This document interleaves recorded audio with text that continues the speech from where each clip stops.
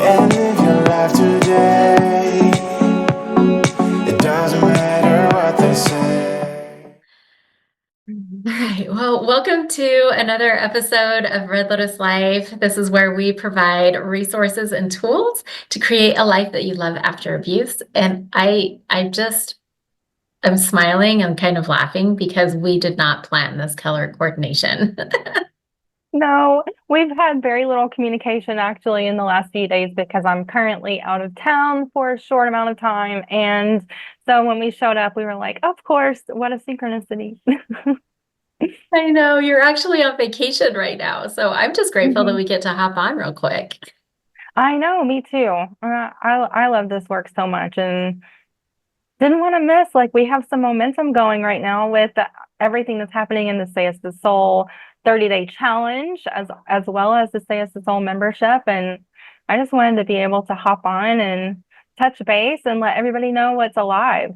I know. It's just too cool.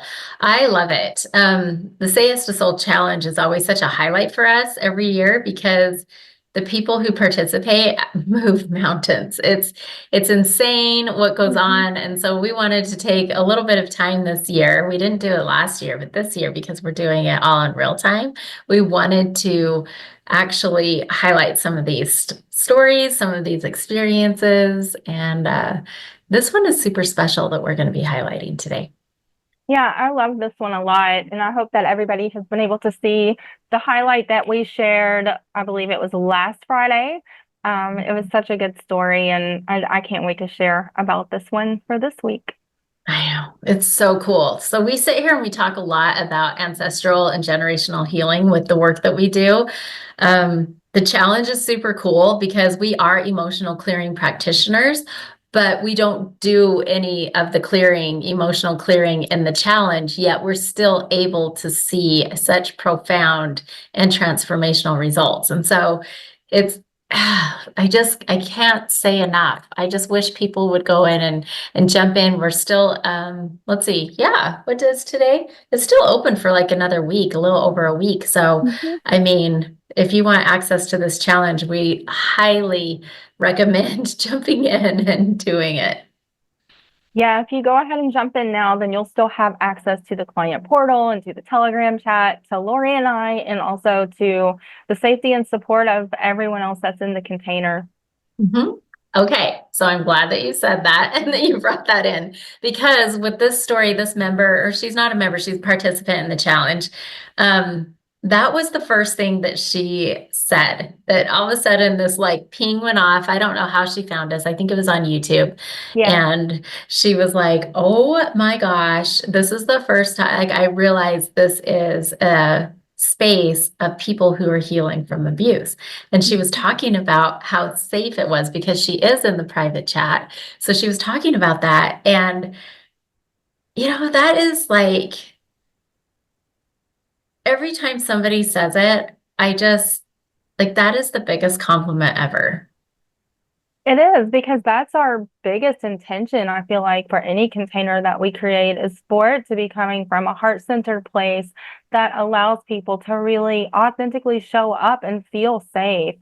There's so few places, really anywhere, generally speaking, much less in the online space that we know of personally, that is really able to provide that.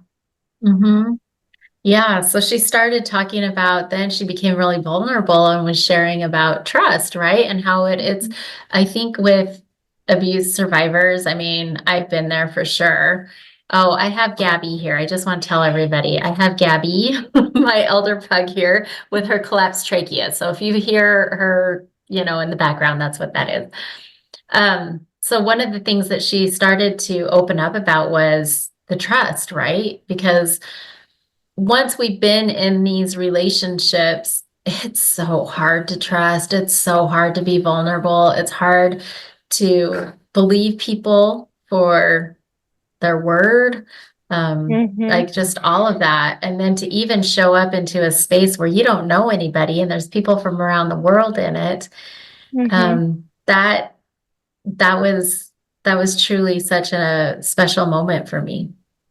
It was a special moment. And I think that my favorite part of this particular person's journey was actually when she came in and shared that it was going to take her a minute to find her voice because she had that realization of the space that she was in. And she finally did. When she came back, she found her voice, and she was so authentic and so strong in the way that she was expressing herself. And to me, that's what it's all about. Mhm. 100%. Oh, I love it because when we're able to, I mean, we've all lost our voice, right? As survivors, Mhm. like we've all been there and we've lost our voice. And so to be able to hear that and to also hear her authenticity, that Mhm. was just beautiful in every way. It was Uh, beautiful. Go ahead. Yeah. Oh no, I was just gonna say in the chat, this is why we like Telegram because you have the ability to leave text, to leave voice notes, to leave video, that all the things. And I love it whenever I hear someone's voice for the very first time. And usually it is them being vulnerable. So it was just Mhm. beautiful.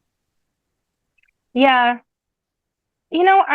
It just now occurred to me, one of the reasons why that's one of my favorite aspects is when somebody, like you just said, comes in and shares their voice for the first time, is because it took me so long myself. Like I would not go into the Telegram chat years ago when we first started, you and I, using Telegram, in a group setting and use my voice. I would type everything out. And now I'm to the place where it feels really hard to type everything out. Having a defined throat in human design, like I'm supposed to be using my voice, and I know that's the same for you. So when someone comes in and they feel safe enough to use their voice and allow themselves to be heard, it's a big deal. It is. It really is. Yeah, it was really cool. It was cool. I think she's still journeying with the challenge. But it was really beautiful to see her like have that aha moment of like, oh my gosh, look where I am, right? And then realize the synchronicities of that of wherever she is in her journey. And then for her to find her voice and actually be able to use it in this space was beautiful. Mhm. Then there was this moment, there's a day in the challenge where we talk about reactions. And I can't remember if it's like an actual action step or it's more of a contemplation. I can't remember. But she came in and she shared with her voice, which I loved. Yeah. Um, about the morning routine and her, being a parent to I don't know, two or three, I can't remember now at this point, but young children, right? And trying to get them ready for school and doing the whole like Snow White thing. I think she used that. I was such the Snow Mhm. White mom until I wasn't. And then it was over type thing. And then that mom guilt immediately started. The reaction was the mom guilt that came into play. Hmm. Yeah. So for me, this is one of those examples of when chaos kind of hits unexpectedly, when you're trying to do everything right, and then all of a sudden things are coming out sideways. And we talk about that in the challenge, I'm pretty sure, a few times. And that's when we have the opportunity to actually create the shift and create a new way of being, a new way of actually creating new neural pathways, regardless of whether we are incorporating the emotional clearing or not. Just bringing the conscious behaviors in, or the unconscious behaviors, into the conscious awareness helps to create those new neural pathways. And so this is the process that she was in. Mm-hmm. And I think we can all resonate and we can all Yep. relate to that. I mean, I was a single mom with small children trying to get them off to school while I was trying to get off to work or whatever. Yeah. And so Hmm. I totally get it, totally get it. And that was, yeah, it was a moment of just bringing that into the awareness, right, of the reaction. What was really beautiful, for anyone who's doing the challenge right now and you're not in the chat, we invite you to join the chat because you do have access to us. So then we were able to share. We asked if she was open to hearing some suggestions or recommendations that have worked for us, and she was. And so we were able to all, as a collective, share the different things that worked for us and that made our mornings smoother. And it was really cool because instead of it actually shifting the morning routine, it was actually shifting the nighttime routine, the evening routine, and not only for Mhm. herself, or I mean her children, but also for herself. And then she went, oh my gosh, mornings are smoother. Yeah, completely and totally different outcome. And it's like anytime that you have that win with your kids and everything in the household is able to run more smoothly, and then also just that's the start to your day. Like that's a huge win. And then, Huge you know, win. we get to apply that to other aspects of our lives, no matter how big or small. And again, it goes back to those tasks, creating that snowball effect and the momentum Hmm. comes with the shifts and changes. Hmm. Yeah, it was really cool because I love it whenever we have different participants have different moments of success like that, because then I actually took that and went, oh, how's my nighttime routine right now? And so Right. I was able to create that, and it was really amazing. So I was able to up level in that way. Um, so then, so this is what we love about the 30-day challenge. This is why we do it for 30 days, because you can do 5-day challenges, 7-day challenges, whatever. It doesn't matter. You're not really actually going to see results and actually have the time to implement them. So we create this 30 days so that you literally are a different person from day 1 to day 30. So then this like starts to snowball into now seeing the generational patterns in parenting. That's what happened for her. And that was also such a beautiful moment. Oh, this is always huge for not only us when we're doing this work, because we're looking at those generational patterns constantly in the work that we're doing. But when you can really start to see consciously what are the tools that you picked up from your parents, your grandparents, no matter where that is. Like it could just be society generally speaking, just things that are considered the norm. When you're starting to realize that, hey, maybe that actually didn't work so well. Maybe I can do something different, make a different choice, and things will now move with so much more ease and flow. Hmm. Yeah, so that was really cool because then she was all of a sudden now she's a cycle breaker, right? Right. She's a cycle breaker and going, oh, okay, so now I can see how, my grandparents were like this, my parents were like this, and now I'm like this. And so, yeah, that was super cool. I know that my mind was blown whenever I started to realize all of the generational patterns with me and parenting, and then also especially with abuse. It was just like, yeah, it's always crazy. Yeah, and it's so embedded in our conditioning that until you see it, you don't even realize that that's what you're doing, is repeating those patterns. Mhm. Yeah, it's true. And you're right, it's embedded. I Yes, mean, down into cellular level, right? yes. It's like it's embedded. But yeah, once you see it, you can't unsee it. And that's what's cool about that. So, okay, so then now it rolls into like we have a day where we're talking about limiting beliefs and different things like that. And it was really cool because she started to see how her limiting beliefs were showing up in her business or starting a business. Hmm. I don't think she started it yet. I think she wanted to start it, or maybe it That was started, but she hadn't actually really done a lot with it yet. And that was her intent, even, wasn't it, for the challenge? it was her intention to start her business initially. Hmm. Okay, yeah. But then she got to see like how the limiting beliefs were of everything that was going on here was actually affecting that piece and why the self-sabotage was coming in.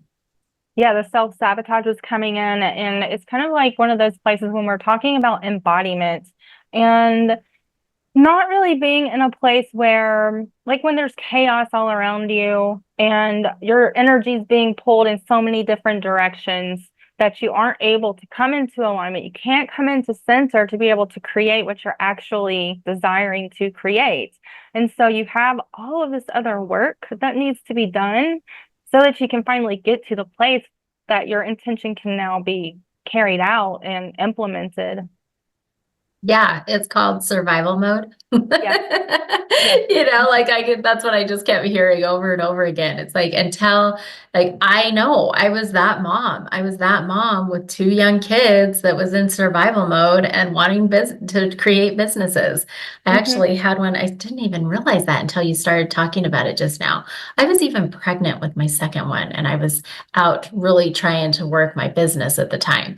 At that time, it was a Mary Kay business because I did have Yeah. two young children.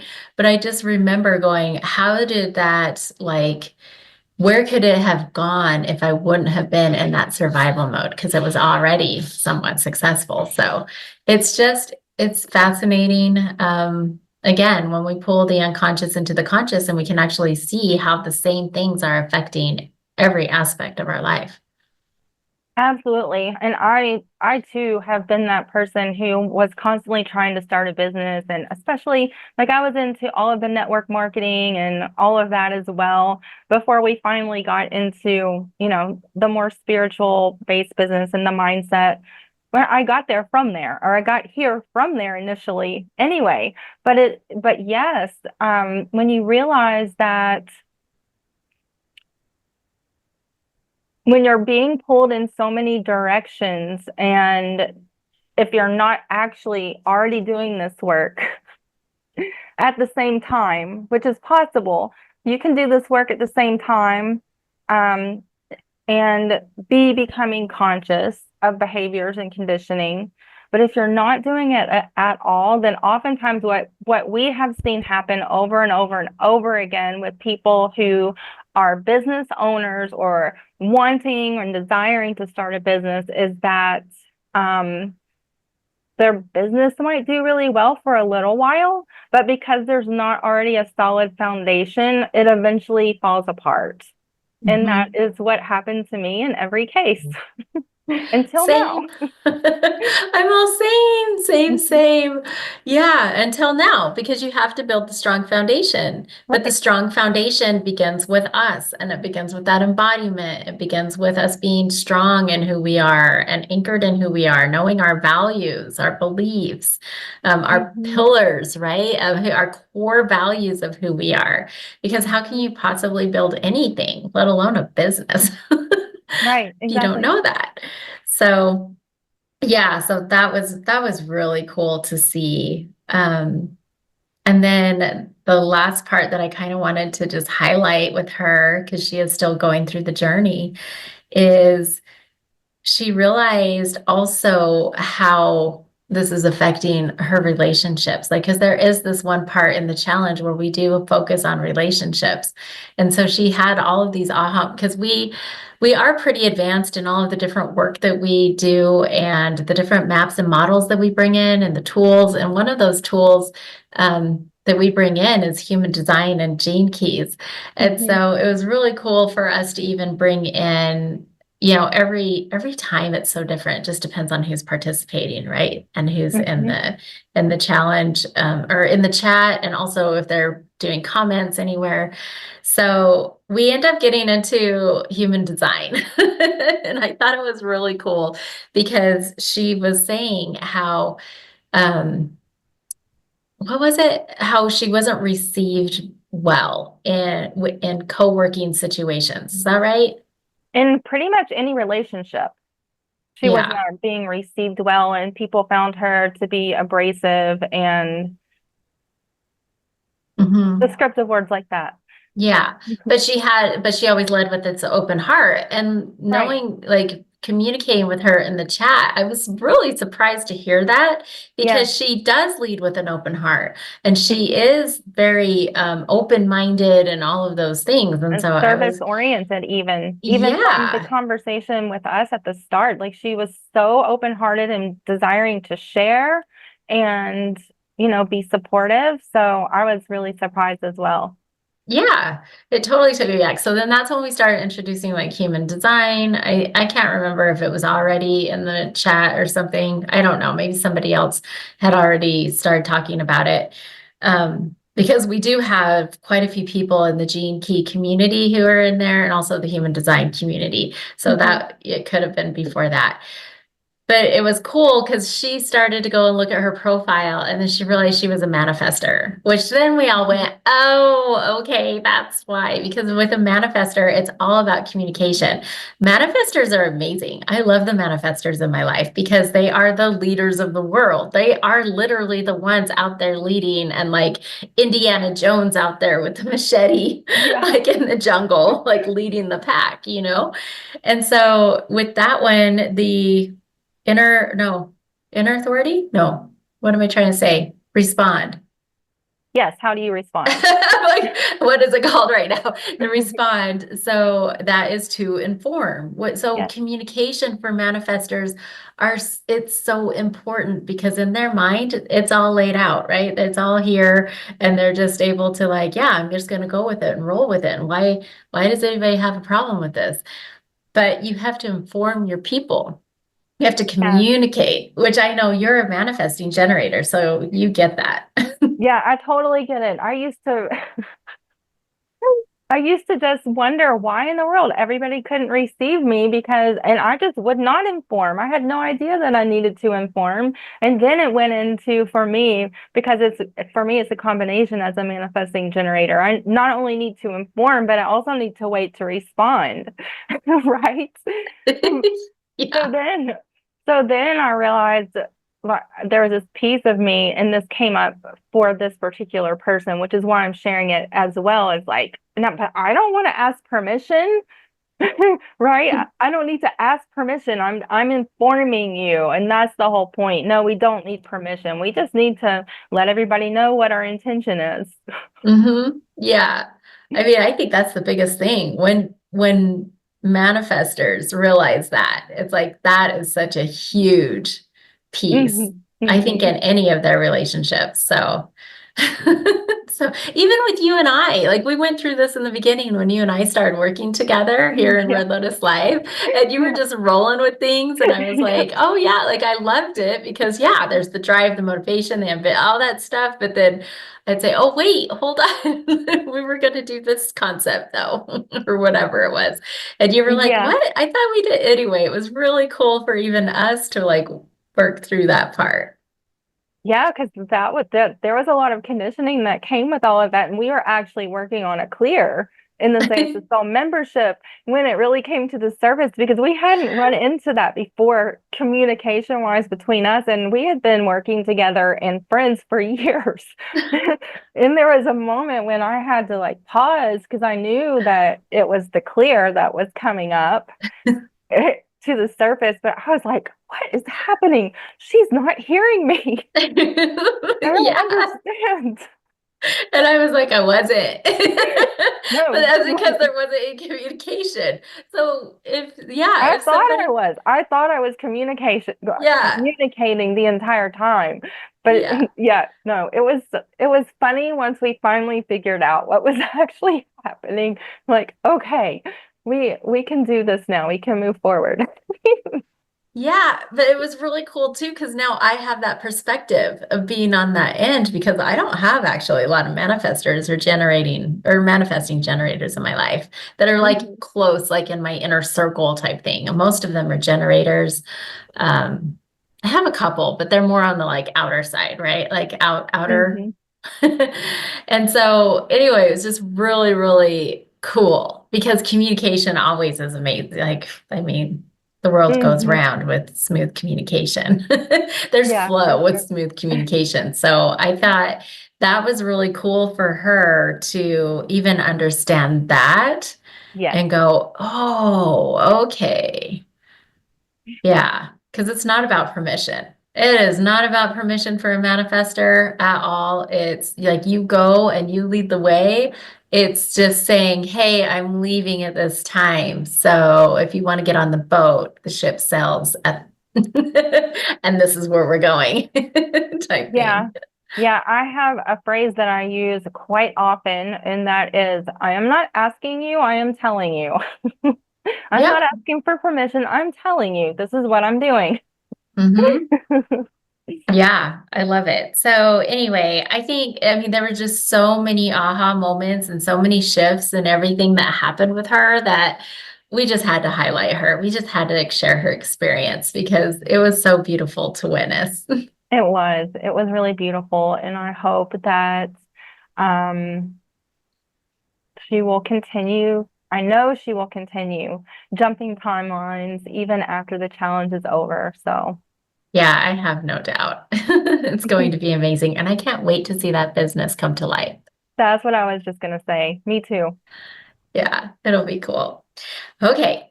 Well, if you're interested in doing the challenge, all of the information is here underneath. It'll be all in the description and everything like that. You can watch it here on YouTube until the end of the month, or you can get into the client portal where you'll have access for a little while longer. Also, that's where you get access to us and get into the Telegram chat. So thank you all for being here. We're so grateful for you in every way. I mean, gosh, I just love this space and what's being cultivated here. Yeah, it's family. It truly is. Hmm. We say it over and over and over again, but it wasn't us that coined that. It was the people that we work with. So Yep, we it enjoy was those it. members, Mhm. which is amazing. So, if you have questions, please let us know, drop a comment, or also we'd love to hear, like, what are you as a human design? What is your communication style? Is it to inform? Is it to respond? Is it to wait for an invitation? Like, what is that? We would love to hear more. And also just like, share, and subscribe. If this is anybody, if you know anyone that could actually benefit from this, please share it. And especially with the challenge, we're not doing it again until next year. So go ahead and join. Like, do it with somebody, do it with your children, with your friends, your family, like all the things. Like, it's for anyone and everyone. So we invite you to join us. Yeah, please do join us. And even if you get in there right now at the very last minute, you will have that information and you'll be able to do it on your own over and over and over again. So join Mhm. us, join us. Yeah, in fact, there's a couple that are doing it the second go around this Hmm. year. So yeah, it's really cool. Okay, all right. Well, we will see you next time. Thank you for joining us. Bye. Bye. And live your life today.